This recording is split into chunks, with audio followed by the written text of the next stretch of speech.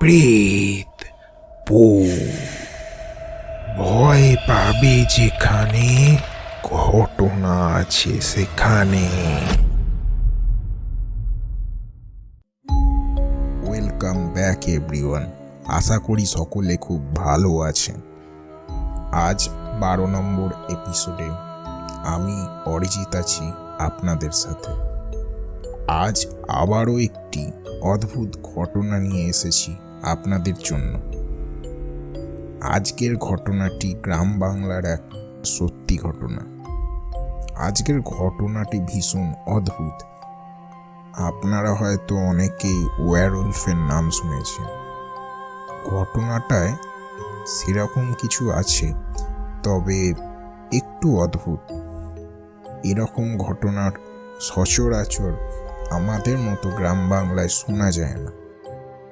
আশা করছি আজকের ঘটনাটা আপনাদের ভালো লাগবে। তার আগে আপনাদের অনুরোধ করছি, ঘটনা ভালো লাগলে একটু লাইক, শেয়ার, সাবস্ক্রাইব করে আমাদের পাশে থাকবেন। আপনারা আমাদের ঘটনা পাঠাতে চাইলে আমাদের সরাসরি মেল করুন প্রেতপুরের অফিসিয়াল মেল pretpur.official@gmail.com। আপনি ঘটনা ভয়েস রেকর্ডিং করে অথবা লিখেও পাঠাতে পারেন। সমস্ত লিঙ্ক এই ভিডিওর ডেসক্রিপশানে পেয়ে যাবেন। এবার তাহলে চলে যাই আমরা ঘটনায়। আজ ঘটনা পাঠিয়েছেন হুগলির বেগমপুর থেকে কৌশিক দাস। তার মেসোর সাথে এই ভয়ানক এক্সপিরিয়েন্সটি হয়েছিল। চলুন এবার আমরা ঘটনায় চলে যাচ্ছি।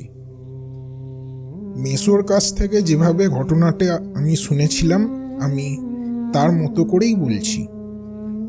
আমাদের এলাকাটা গ্রাম অঞ্চলে। সময়টা ছিল 2001 সালের জানুয়ারি মাস। সেদিন প্রায় গ্রাম থেকে ভেতরের দিকে আরও প্রায় 8 কিলোমিটার দূরের একটা গ্রামে মেলার আয়োজন হয়েছিল। এ খবর জানতে পেরে আমি আর আমার 2 ভাই সেখানে যেতে চাই। যথারীতি আমরা সন্ধ্যের সময় মেলায় যাওয়ার লোভ ছাড়তে পারি না। তো সেই মতো বাড়ি থেকে আমরা বের হই সন্ধ্যের দিকে। মেলার মাঠে পৌঁছাতে একটু রাত হয়ে যায়। মেলায় গিয়ে আমার কলেজের এক বন্ধুর সাথে দেখা। তার কাছ থেকে জানতে পারি সেখানে নাকি লালন সঙ্গীতের দল আসবে। আমি লালন সঙ্গীত খুব ভালোবাসি শুনতে। তো সেদিন লালন সঙ্গীত শোনার লোভ ছাড়তে পারলাম না। আমি সেখানে থাকতে চাইলে আমার ভাইয়েরা আমাকে একা রেখে বাড়ি চলে যায়। আমি আর আমার বন্ধু লালন সঙ্গীত শুনতে যাই। গানের অনুষ্ঠান যখন শেষ হয় তখন রাত প্রায় 1টা বেজে গেছে। আমার বন্ধু সেদিন আমায় তাদের বাড়ি থেকে যেতে বললেও পরের দিন আমার টিউশনি থাকায় আমায় বাড়ি তো যেতেই হতো। সেদিন যেখানে সেদিন মেলা হচ্ছিল সেখানে একটা গাড়িতে উঠে আমাদের বাড়ি থেকে প্রায় 2 কিলোমিটার দূরে একটা জায়গায় গাড়িটা আমায় নামিয়ে দেয়। বাজার থেকে আমাদের বাড়ি যাবার 2টো রাস্তা ছিল। একটা ইটের তৈরি, অন্যটা মাটির রাস্তা। ইটের রাস্তাটা একটু ঘুরপথ ছিল, আর মাটির রাস্তাটা বলতে গেলে সোজা। মাটির রাস্তাটা দিয়ে গেলে আমাদের বাড়ি তাড়াতাড়ি পৌঁছে যেতাম। আমি যখন কোন রাস্তা দিয়ে বাড়ি যাব ভাবছি, তখন মাটির রাস্তার ওই দিক থেকে একটা শিয়ালের ডাক শুনতে পেলাম। তাছাড়া ওই পথ দিয়ে অনেক কথা প্রচলিত ছিল আমাদের এলাকায়। আমার প্রতিবেশী এক কাকা রাত্রে ওই পথ দিয়ে বাড়ি আসার সময় প্রচণ্ড ভয় পেয়ে মারা যান। তিনি নাকি কিছু অদ্ভুত মানুষদের সেখানে দেখতে পান, যারা ছিল অনেক উঁচু, একটা তাল গাছের সমান প্রায়। তাছাড়া মাঝে মাঝে সেখানে নাকি গলা কাটা ঘোড়াও দেখা যেত। সেই ঘোড়াগুলোর গলা নেই, কিন্তু দৌড়ে বেড়াতো। এসব কথা মনে পড়তে আমি ইটের রাস্তা দিয়ে বাড়ির দিকে যাওয়া শুরু করি। প্রায় 1 কিলোমিটার রাস্তা। প্রায় অর্ধেক রাস্তা চলে আসার পর একটা 3 রাস্তার মোড় পড়ে। সেখানে অনেক পুরনো একটা আম গাছ ছিল। বাড়ি যাওয়ার সময় আম গাছটার নিচ দিয়ে যেতে হয়। আম গাছটা অনেক পুরনো হওয়ায় সেটা নিয়ে অনেক ভৌতিক গল্প লোক মুখে শুনেছিলাম। দূর থেকে যখন আমি আম গাছটা দেখতে পাই, ভয়ে আমার লোম খাড়া হয়ে যায়। কারণ গাছটা নিয়ে সেদিন পর্যন্ত যত ঘটনা শুনেছিলাম সব তখন মনে পড়তে থাকে। কিছু দূরে দাঁড়িয়ে আমি ভাবতে থাকি কিভাবে আমি সেই আম গাছ তলা দিয়ে যাব। আমার হাতে একটা টর্চ লাইট থাকলেও আমি ভয়ের জন্য পথটা পাড়ি দিতে সাহস করতে পারছিলাম না। অনেক সময় দূরে দাঁড়িয়ে থাকার পর 1 পা 2 পা করে আমি গাছের নিচে যাই। যতই আমি গাছের কাছে যাচ্ছিলাম ততই আমার মনে হচ্ছিল কোথা থেকে একটা কান্নার আওয়াজ ভেসে আসছে। ভয়ে আমি টর্চের লাইট ফেলি চারিদিকে, কিন্তু আমি কাউকেই দেখতে পাই না। তখন একটা দমকা হাওয়া আমার গায়ে লাগলো। ভয়ে আমার শরীরের লোমগুলো কাঁটা দিয়ে উঠল। কি করব কিছুই বুঝতে পারছিলাম না। গাছটার ওপর যেই টর্চের আলো ফেললাম, দেখি গাছটা হাওয়ায় দুলছে, কিন্তু আশেপাশের গাছগুলো সব নিশ্চুপ, চারিদিকে কোনো হাওয়াই নেই। গাছটির ওপর টর্চের আলো ফেলে রাখলাম কি হচ্ছে সেটা দেখার জন্য। হঠাৎ পেছন থেকে আমার ঘাড়ের ওপর কে যেন একটা ঠান্ডা হাত রাখলো। ভয়ে আমি যেন বরফ হয়ে গিয়েছিলাম। পেছনে ফিরে যে দেখব কে, সেটা দেখার কোনো শক্তি আমার ছিল না। আমার সম্পূর্ণ শরীর যেন অচল হয়ে গেছে। আমি গাছটার নিচে দাঁড়িয়েই ছিলাম। কতক্ষণ ওভাবে ছিলাম বলতে পারবো না। আস্তে আস্তে আমার শরীরের অবসভাবটা কমতে থাকে। তখন আমি চারিদিকে টর্চের আলোয় কাউকেই দেখতে পেলাম না।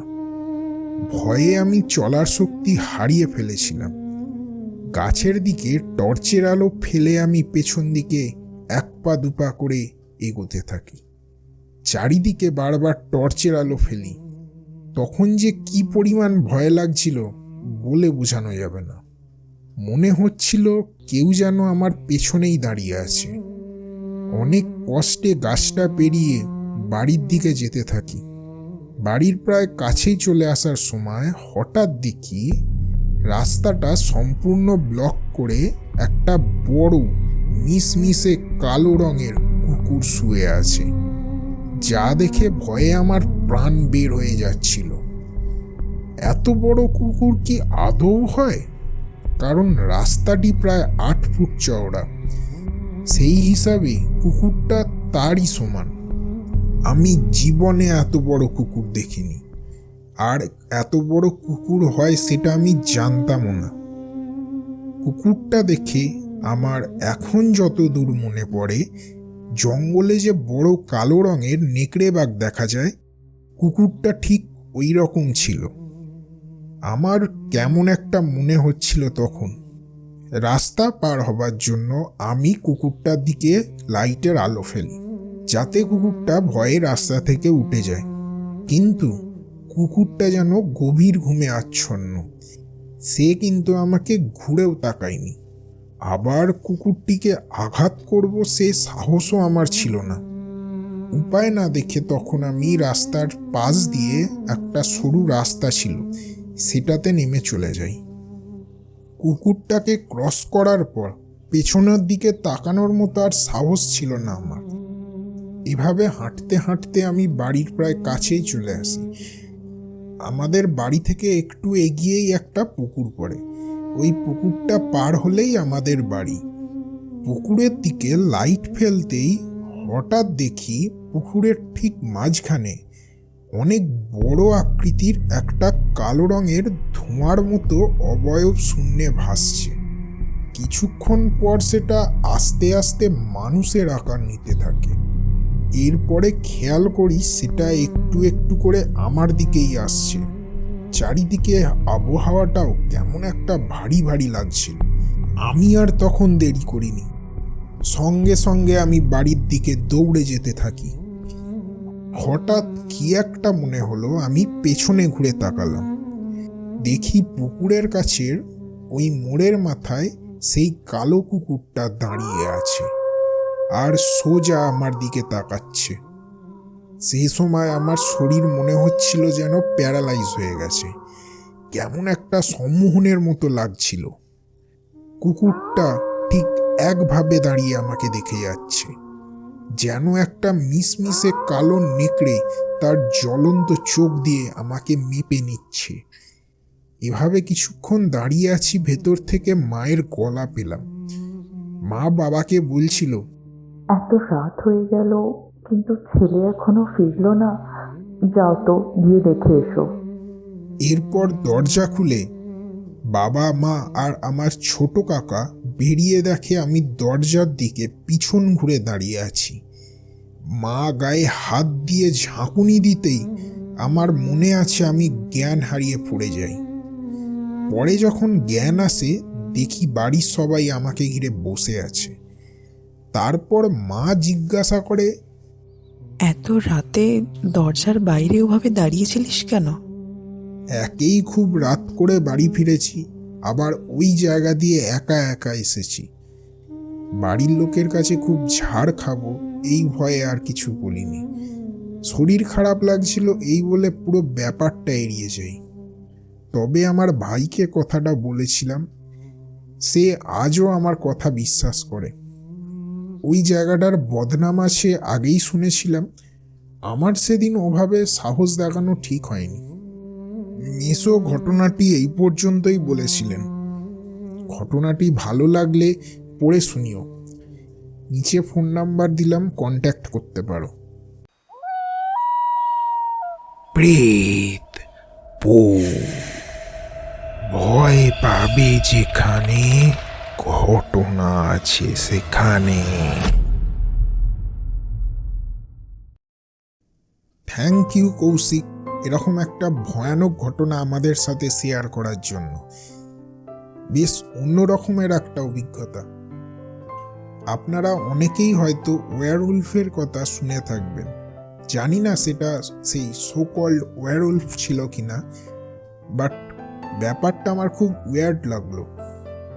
এরকম বড় কোনো কুকুরের ঘটনা আমি আগে শুনেছি বলে আমার মনে নেই।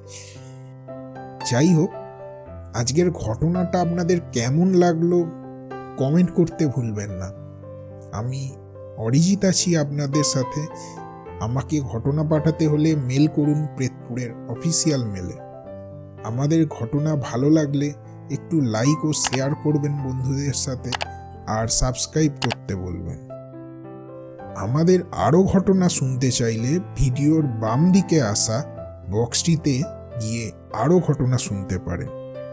আজ এই পর্যন্তই। ততক্ষণ ভালো থাকুন, সুস্থ থাকুন আর প্রেতপুরের সঙ্গে থাকুন। বিদায়।